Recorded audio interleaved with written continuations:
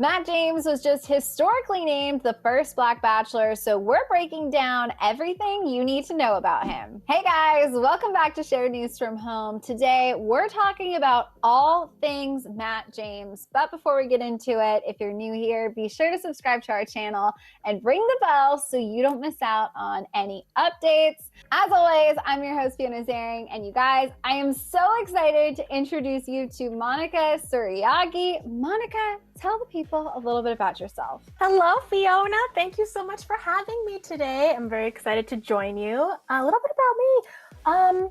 I love Keanu Reeves. I like getting my nails done when it's not quarantine. And I'm very excited to talk to you about The Bachelor and Matt James today. Oh my goodness. All right, well, let's just get into it. I think we need to start with how Matt James was introduced to Bachelor Nation because it is so non-traditional, you guys.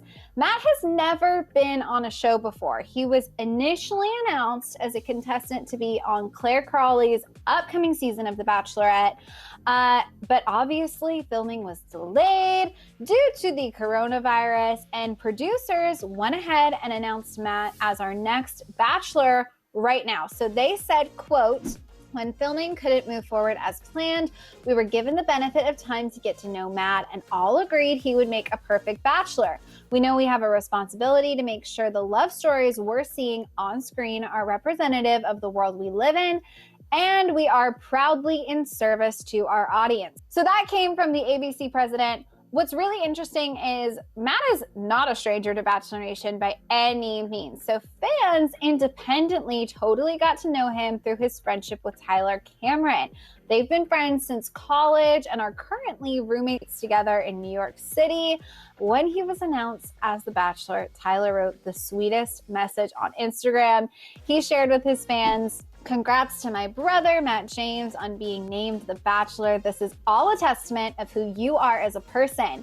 Now the world gets to see the person you are and the heart you have. You can change the world. Proud of you and so excited for you." He did make a little joke though. He said, "Not excited that somebody will be taking my spot as your snuggle buddy." They have one of the cutest romances, I think, of all time. They do, BFFs for life. And as you can see, that has not changed at all during the quarantine. Matt, Tyler, and Hannah Brown have all been very active on TikTok together as the quarantine crew. Let's take a look at some of these TikToks. I just flip the switch. I don't know nobody else.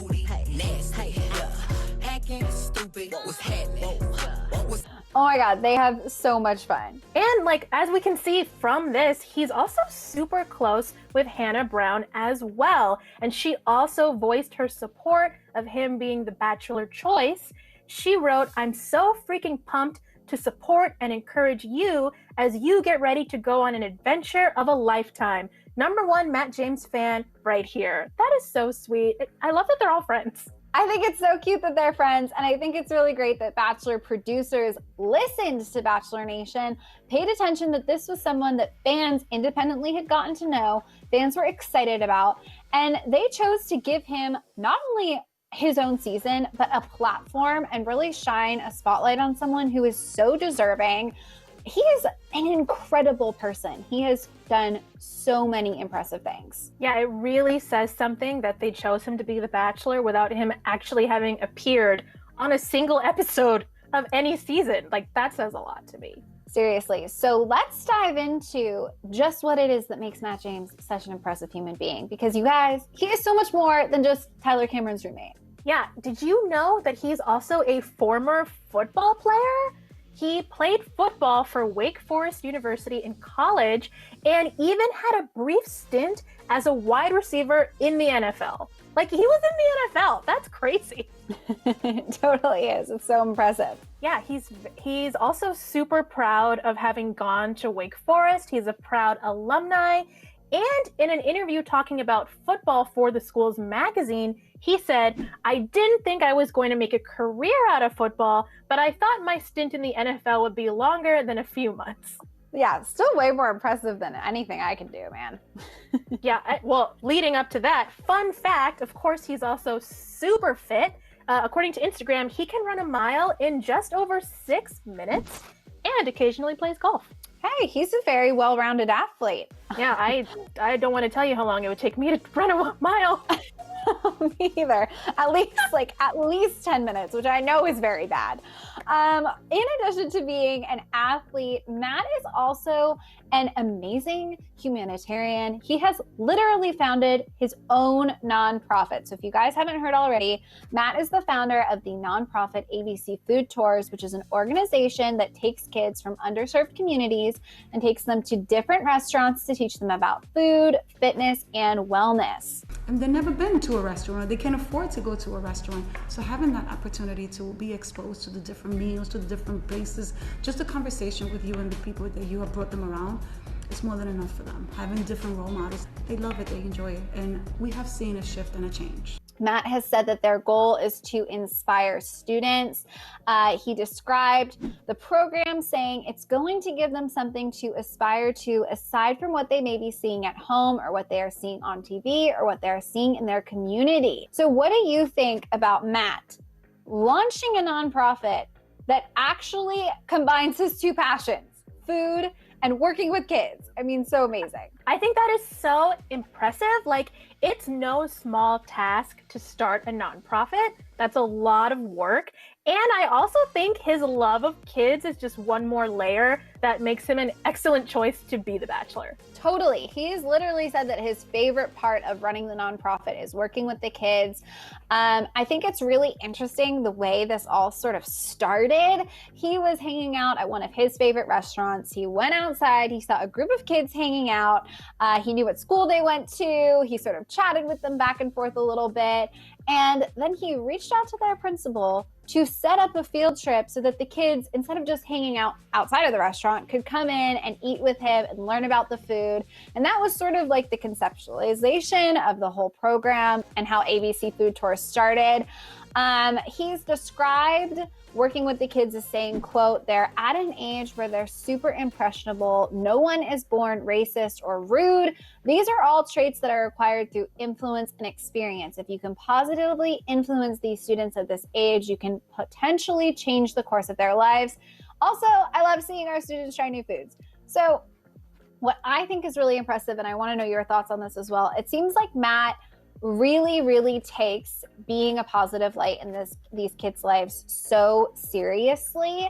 It seems like it's something that's really important to him. He wants to really set them on a positive trajectory. Yeah, and I think that that's all kids really need is positive influence, ideally from someone cool like Matt, who they can look up to and who can just kind of show them more about the world outside of what they would normally have access to. So the fact that he's doing that, so many kids are going to be better for it. Totally. He shares a ton of the work he does with ABC Food Tours on his Instagram. If you haven't gone and stalked it yet, I don't know what you guys are doing. You really need to go on there because he has an amazing feed. I want to take a look at right now, though, one of the coolest ABC Food Tours things I've seen on his page is when he took kids to the innovation kitchen for Shake Shack. Seriously, so cool. Let's take a look, you guys. So we're really excited that we got some kids to come down here and spend some time with us and hear all about how we create our food. This right here is our innovation kitchen, and we don't have a lot of people come down, and we're excited to kind of pull back the veil. I think it's amazing that kids want to know more about food, and we're happy to educate them because to us, they're going to be our guests of the future. It's going to be their palates that are going to drive our innovation as we continue to evolve as a company. Wow, pretty awesome, right? Those kids are so cute. So cute. His work with ABC Food Tours, by the way, you guys, has landed him the honor of New Yorker of the Week back in October 2018. I didn't know that was something they do, but sounds like a pretty big deal to me.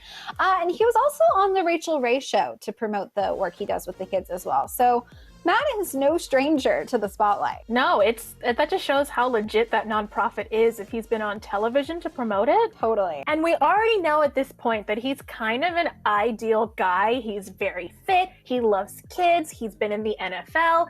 But on top of that, he's also a career man. Matt has a degree in economics and worked for PNC Bank before working as a research analyst at a commercial real estate company. So he has a strong career in real estate as well. Pretty impressive. I mean, real estate is no joke. No, it's very competitive. So the fact that he's excelling there just says even more about him. And even on top of all the cool things we know about him already, he's also apparently just a great coworker. A former colleague who worked with him from 2017 to 2018 told people that he's a genuinely good guy and goes out of his way to just be nice, which you can tell from this story. Apparently, he sent flowers, cookies, and a handwritten note to congratulate her when she got a new job, a new promotion, at a company he didn't even work for anymore. So he had already left that job, but still went out of his way to congratulate her on getting promoted.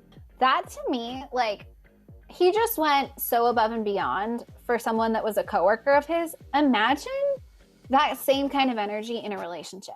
Like, it's impressive when a guy sends flowers. It's impressive when a guy sends cookies. A handwritten note is always something nice to get, right? When you put all of that effort into just one gift, one gesture, that's setting the bar pretty high.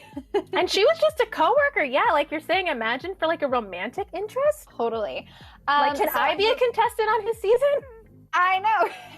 I mean, I'm telling you, there are so many people. I cannot imagine the amount of emails Bachelor producers are being flooded with, being like, sign me up. I know we've already touched on the fact that he lives in New York, which is very cool, but he is like a huge fan of New York. He is a die-hard New York City stan.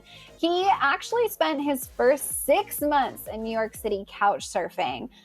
He's gone on record saying he loves everything about living in New York City, but one of his top reasons is diversity. I think this is a really, really powerful quote. He said, "You have no choice but to be inclusive. The thing about New York City, regardless of your culture, religion, gender, etc., if you're competent and work hard, then you will succeed. You aren't discriminated against like some parts of the country, as New York City is a melting pot like no other city." I feel like they should put that up on billboards in New York. I mean, that if that's not an ad for New York City, I don't know what is. Absolutely. And I really love that he loves New York. I also love New York. I lived there for a while, and I totally agree with him that you can be anybody you want there, and there really is no room for any kind of prejudice because every kind of person lives there. So it really is the perfect place to be yourself, be accepted, and I love that he's a hardcore New Yorker. And it makes it even cooler that he won New Yorker of the Week in 2018 because he loves the city so much. Seriously, what an honor. I feel like there's already so much valuable information about him that we have about how he's such a good guy. But on top of that, he's also really close to his mom. He was raised by a single mother and has referred to her as his inspiration. And faith is also super important to him.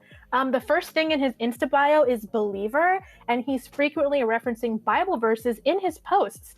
And he's been quoted as saying, "Other than becoming a Christian, coming to Wake Forest was the best decision I ever made." So the fact that he's comparing his college degree to his religion shows how important, I guess, both of them are to him. Absolutely. I think what we sort of are gathering is he's not only a hard worker, he's really smart, he's really humble, and the things that he holds near and dear to his heart, he is like really, really dedicated to. Yeah, it really is seeming like he goes all in on anything he cares about, which I'm all for. Like, go big or go home, you know? Absolutely. And he also has a go-to piece of advice. He told Wake Forest magazine, "Be a good person. A smile can go a very long way." And I love that because I also think he's right. I was going to say, couldn't agree more with that. I think that's an awesome piece of advice. I'm going to steal that as my go-to from now on because it's just so simple and so true. I want to talk about, though, obviously we could gush about him all day, but he is going to be our next Bachelor. So let's talk very briefly about what he's looking for on his season. He obviously did his Good Morning America announcement like everybody else, and he opened up about how honored he is and what he's hoping to accomplish on his season. He said, "I'm just going to lean into myself and how my mom raised me. And hopefully when people invite me into their homes on Monday night, they see that diverse love stories are beautiful." He also told GMA he's looking for a woman who embodies similar qualities to his mom. Such a mama's boy. I love it. Let's take a look at what he had to say. I'm looking for qualities that that my mom embodies, and that's selfless, honest, caring, compassionate, and those are qualities found in women, all shapes, sizes, and races. And it's not a black or white thing. I think you really can tell a lot about a guy based on how he treats his mom and what he thinks of her. So this bodes very well for what he's going to look for. Absolutely. So obviously, we're going to have to wait a little while before we get to actually watch his season because as we all know, Miss Clare Crawley's season is going to air first. But I'm pretty excited. I think it's really great that, I mean, lover or hater, I know there are some people that aren't as excited about Clare.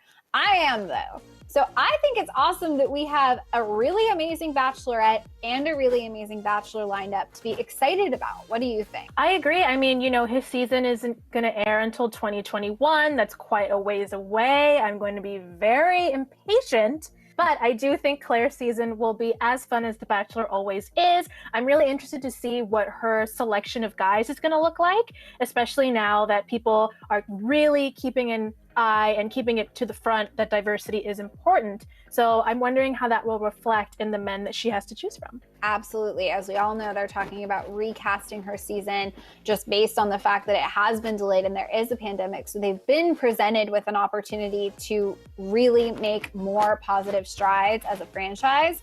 So I certainly hope they do. One thing I'm curious about, do you think Matt will make a cameo on Claire's season? We know other Bachelor people have popped up on seasons before, so will they get to meet on her season after all? What do you think? I feel like they have to do it. They just have to. They know the fans want it. He was supposed to be there anyway, so I think he has to pop up at least once in a very dramatic way. All right, well, you guys, we want to know what you think. Do you think you'll see Matt James pop up on Claire's season? Do you want to see him pop up on Claire's season? Are you excited? Because we certainly are. So let us know down in the comments. And before you go, be sure to subscribe to our channel and ring the bell so we can keep you updated as we learn more things about Mr. Matt James. Okay, guys, in the meantime, if you want to keep up with me and Monica, you can follow us on our socials. You can find me across all social media at Fiona Zaring. And Monica, where can they find you? And you can find me at Harmonica Blues. Amazing. All right, you guys, thanks so much for watching, and we'll see you next time. Bye.